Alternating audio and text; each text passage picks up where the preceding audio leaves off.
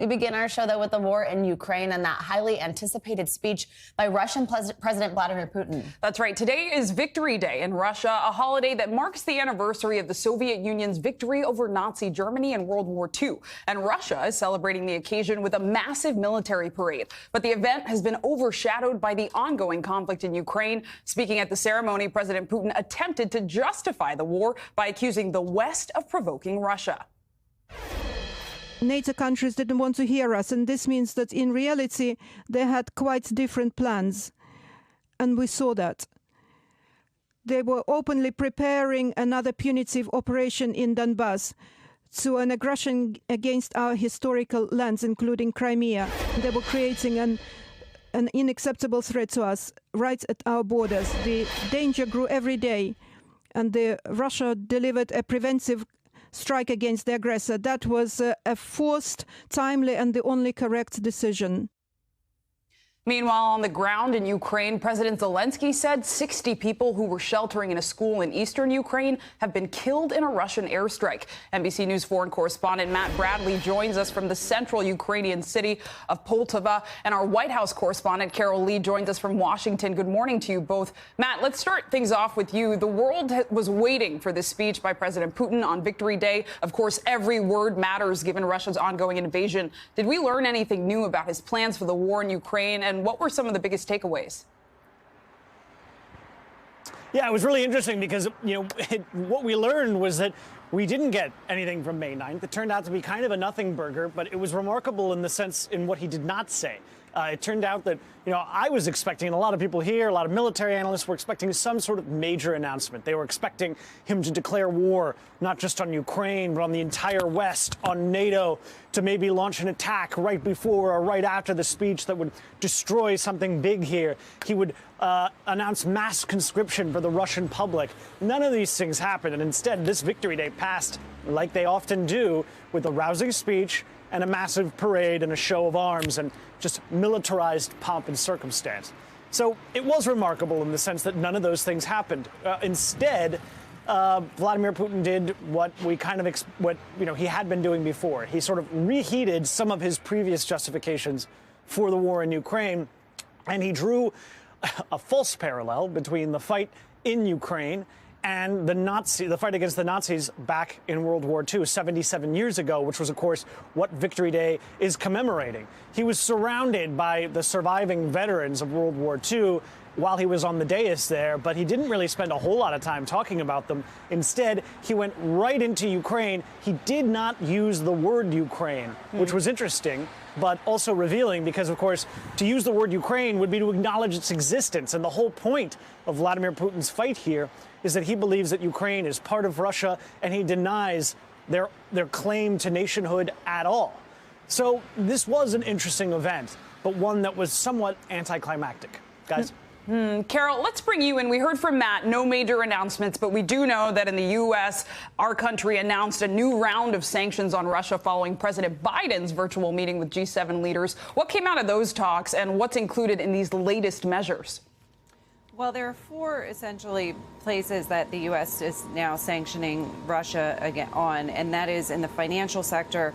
They have said that any U.S. person, so any American, cannot provide financial assistance, guidance, consultations, that sort of stuff to anyone inside of Russia. So that's one place where the U.S. decided to sanction. And then also they sanctioned 3 state-run media companies, so you can't advertise or do any sales with these 3 state-run media organizations.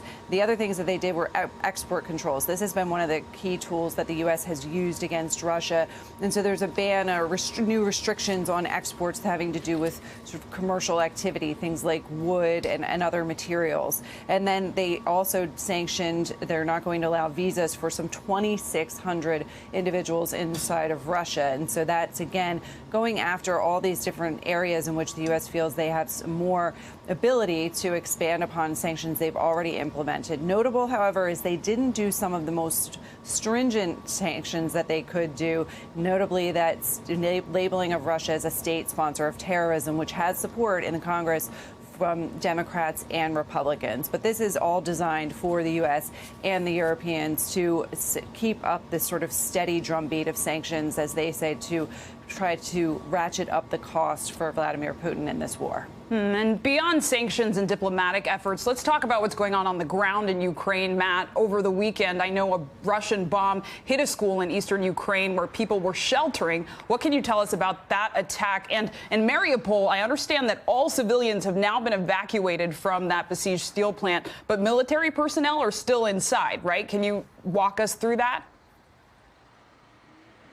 Yeah, I mean, on that school attack, you said it all. That was a devastating attack here in the eastern part of the country.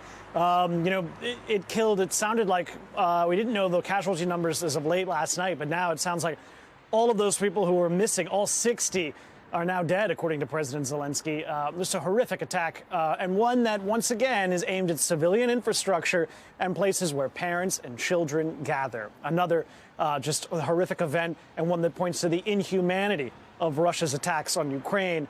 That, again, we see in Mariupol, that besieged city in the southeastern part of the country. That city has been under siege, especially, which we understand from over the weekend. We got announcements from the Ukrainian government that all of the civilians, hundreds of them, have been evacuated from under that steelworks. Now, what remains are what's thought to be thousands, hundreds of soldiers who are still there fighting, particularly fighters from the Azov Brigade, a right-wing paramilitary group that has had a lot of battlefield success and has been holding off that steelworks from Russian assaults for months now. Now, we heard from some soldiers who were still holed up there. They spoke with the media, and they said that they are going to fight to the death. They are prepared to fight to the death. They see this as a death sentence, but they are not going to be giving up. So we can expect to see quite a lot more violence from down there in Mariupol. Guys? Really sobering reporting, Matt. Thank you for that. And Carol, thank you for the context. For more, let's bring in Clint Watts. He's a distinguished research fellow at the Foreign Policy Research Institute and an NBC News national security analyst. Clint, always good to have you with us. So there had been this speculation, as we've been talking about, that Putin would use Victory Day to do something like officially declare war on Ukraine. Now, that's an important distinction since it's been being called a special military operation in Russia. And then that could have potentially intensified the attacks even further. Or maybe that he would claim victory in the east, which is not the reality on the ground at this point. But neither of those things happened. So let's walk through what could be next. Now that this looming deadline of Victory Day that we were worried about the lead up to is over, do you expect to see any change in strategy here? What do we think we'll see from Russia moving forward? I think it was an interesting signal today. He did not call for any mobilizations that would essentially bring about intensity in the fight. He would then say he's going to commit more troops. We did not hear that. We did not hear that from Vladimir Putin. I think what we're starting to see is what's been in Donbass since 2014. I like to remind people this part of Donbass between Luhansk and Donetsk, there's been fighting there since 2014 with the separatist groups that were there that were backed by the Russians. This has been an enduring battle, and I think that's a lot more what we're looking like we're going to see here in eastern Ukraine from here on out. Just a slugfest back and forth, some pushing and pulling. Some days Ukrainians will be advancing, some days the Russians will. And it really comes down to just manpower, fuel, and ammunition over the next 1, 2, maybe even 3 to 4 months. And Clint, there's been some back and forth kind of on how Russia has been doing in the east. Of course, we know the bombardment in Mariupol has just been so intense, but then in other places they've been stalled. What is the latest along that eastern front, especially as it seems as though Russia's real goal comes into focus here, being that land corridor there? Yeah, so the big picture here is in Belgorod. You have the Russians putting a lot of resupply, a lot of manpower, a lot of logistics and weaponry, essentially reorganizing a lot of these forces that came in from north and reinforcements here inside Russia. Separately, Kharkiv, this is where we've, seen some Ukrainian success in a counterattack. Here, they made some advances over the last week. They've also been able to push this perimeter out. And when they can push that perimeter out, then the Russians can't do indirect fire central artillery bombings as close into the city with as much precision. The other thing to look for, sorry about that. The other thing to look for as my map comes back up is in the east, you're seeing the Russians push through a corridor known as Izium. Izium is this key one that we've been looking at over the last couple of weeks. And if the Russians can essentially bring all of this resources here, they can also unite essentially multiple fronts. You've seen them take a little bit of ground here. They would like to go over to Sloviansk. If they can get to Sloviansk, they can envelop a lot of the Ukrainian military forces that are here in this part of Donbass. And Clint, quickly, let's talk about a different region slightly. Odessa was hit with cruise missiles as the bombardment, of course, of Mariupol continues. But what are we seeing down there? A strange but not unprecedented move by the Russians, which is they're building up some of their forces, essentially signaling that they're building for a front here in the south, much similar to what they're doing in the east. They may try and push towards Zaporizhia. They would like to do this because they would like to bring all of this area essentially under their control. They've also always wanted to move and take this ground over here to Transnistria, but they failed in the early parts of the war to be successful in that move. So it's doubtful that they're really going to be able to do this, but it doesn't mean that they won't try, particularly if the East were to fall quickly. They may try and push more troops essentially to the north. Several of those battalion tactical groups that are now released from fighting in Mariupol, they're starting to move north towards Donetsk. All right. Clint Watts, thank you so much for walking us through that and for some board wizardry mid-hit. We appreciate it. Thanks. Here in the U.S., gas guzzlers beware. The average price of gas could hit a record high today. AAA says the national average of a gallon of gas yesterday was $4.32 a gallon. That's a penny shy of the record set back in March. We should note these numbers are not adjusted for inflation. This climb in gas prices comes as we approach the unofficial start of summer, Memorial Day. Just 3 weeks away, the U.S. could set new records for gas prices by then. NBC News technology correspondent Jake Ward is tracking the latest on these rising gas prices. Jake, good morning. You're based in the San Fran area where we're seeing the highest average price for regular gas at $5.85 a gallon. How are people there and around the country coping with this rising prices? Well, Zinkley, I think it's really important to just see it in the broader context of economic hardship. Right across the United States, the median U.S. income is just a little more than $30,000 a year.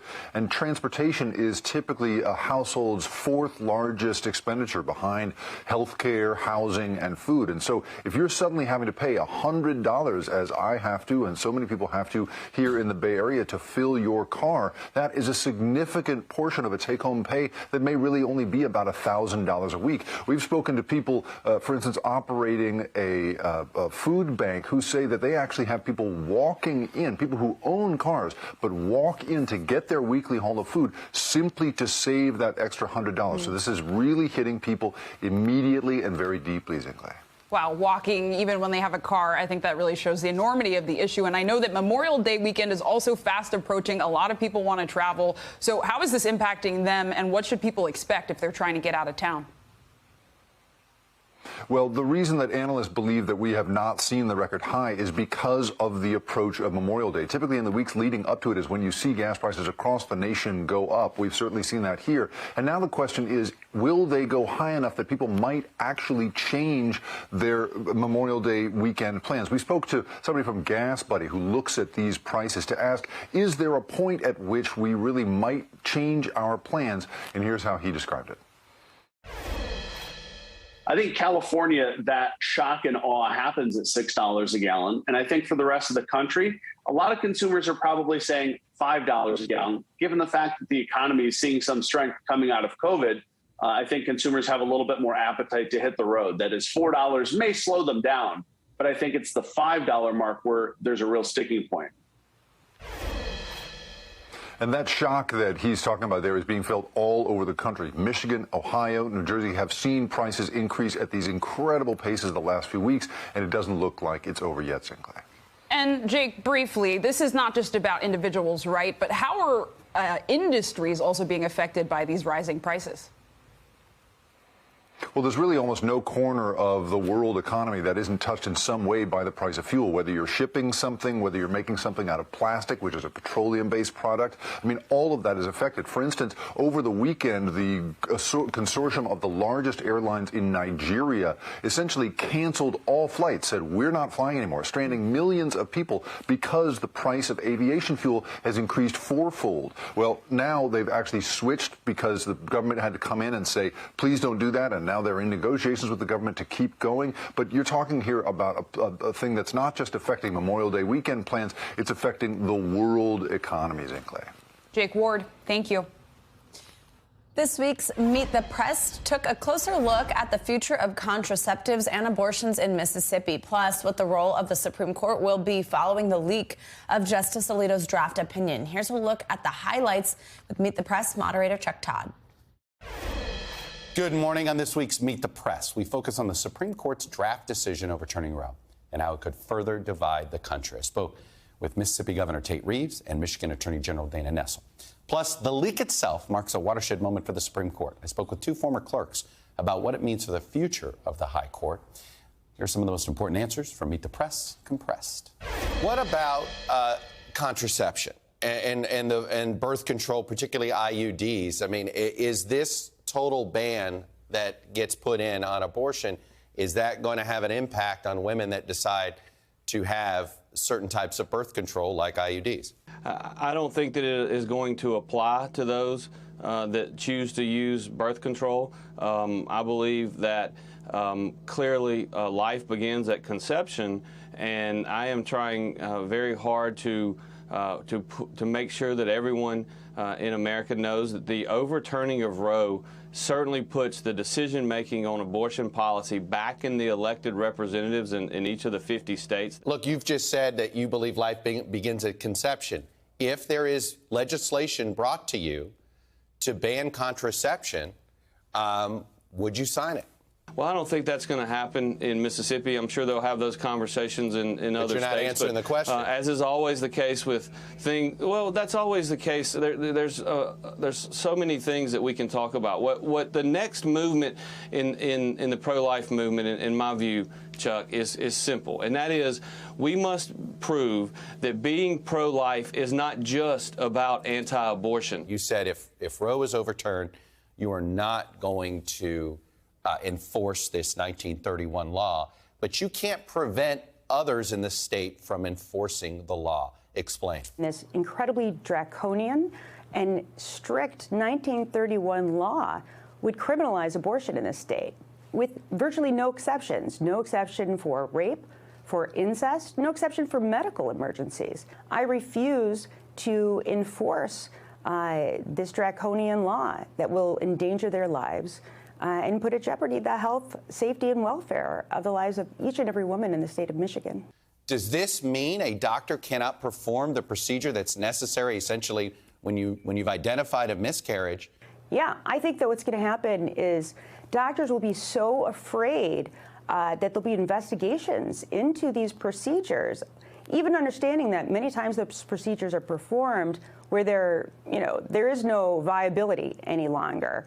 But because it's the same procedure that you might perform for an abortion, they'll be so concerned that these cases will be investigated. It will have a chilling effect, and you won't have basic medical health care that is required for women not to have extreme health problems or even die. Doctors simply are not going to perform those procedures anymore because they don't want to go to prison for it. Our thanks to Chuck Todd for that look at Meet the Press. Let's get a check at your morning news now weather. Which means Michelle Grossman joins us now on this Monday morning. Hey, Michelle. Good morning to you both. And we are talking about the heat today. The heat is on. It's feeling like summer from the south all the way to the Midwest. We're talking about over 100 degrees in some spots. So here's that summer-like warmth. 98 degrees today in San Antonio, 102 in Abilene. The record is 101, so we certainly could break that today. And look how far north this warmth reaches. Up to Kansas City, 91 degrees today. The record is 91, so we could tie that. We're going to see that as we go throughout the afternoon. As we near tomorrow, records possible across 16 states from the south all the way to the upper Midwest. Madison, Wisconsin, 85 degrees is your forecasted high tomorrow. 87 is a record, and St. Louis into the low to mid 90s. That warmth is going to spread east. Chicago, you're going to be near 90 degrees on Thursday. You've been so chilly for so long, so finally feeling like summer there. 87 degrees on Friday, and we're looking at the mid 70s in New York City. That's right around normal for this time of year, but after a cold and rainy weekend, that's going to feel really good. Pittsburgh, you're going to be into the low 80s. So we have this big area of high pressure. It's pumping in that warmth. It's also really kicking up the winds as well. So we're going to see winds gusting near 65 miles per hour. That's going to help aid some fire danger. So as we go throughout the day, 10 million at risk in the southwest, where you see the pink here. That is your red flag warning. And that's because we have super dry terrain. We have those really gusty winds. We have the warmth too. And we could see the potential for some wildfire spread as we go throughout the day, especially where we see the hot pink. That's your extreme risk for parts of New Mexico, Colorado, and the panhandle of Texas. Now, windy winds. We're going to see winds gusting up to 70 miles per hour in some spots. 6 million at risk from the northern plains all the way down to the southwest. High wind warning. That's in your purple. And on the northern end of this ridge, we're looking at the threat for severe weather today. We could see gusty winds, damaging hail, and also a few tornadoes possible, especially where you see that yellow. So as we look at the week ahead, warmer in the northeast. Storms continue in the northern plains, and then record heat, you guys, in the southern plains. Some spots, can you believe it, near 106. Wow. Oh, my goodness. Yeah, there's a lot going on. It's true. After all the rain, I could deal with some sunshine, though. Yeah, exactly. Same. We are very ready. Okay, thanks, Michelle. See you in a bit. Thanks for watching our YouTube channel. Follow today's top stories and breaking news by downloading the NBC News app.